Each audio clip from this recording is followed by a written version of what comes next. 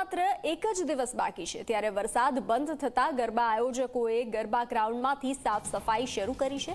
ત્યારે આણંદમાં પણ વરસાદ બંધ થતા આયોજકોએ ગરબા ગ્રાઉન્ડની સફાઈ કરી છે। વરસાદ બંધ થતા ખેલૈયાઓએ પણ રાહતનો શ્વાસ લીધો છે। આણંદના હાર્ટ કિલર ગ્રાઉન્ડમાં પણ સાફ સફાઈ કરવામાં આવી છે। સાફ સફાઈની કામગીરી હાથ ધરવામાં આવી છે। 27 વર્ષમાં આ વખતનું જે આયોજન થયેલું છે એ બેસ્ટમાં બેસ્ટ આયોજન હશે।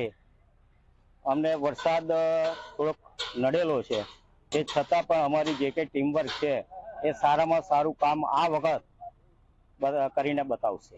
સરકારની ગાઈડલાઈન અનુસાર શું વ્યવસ્થા કરવામાં આવી? સરકારની ગાઈડલાઇન્સ પ્રમાણે અમારે અહીંયા આગળ એમ્બ્યુલન્સની સુવિધા છે, ફાયર સેફ્ટીની સુવિધા છે।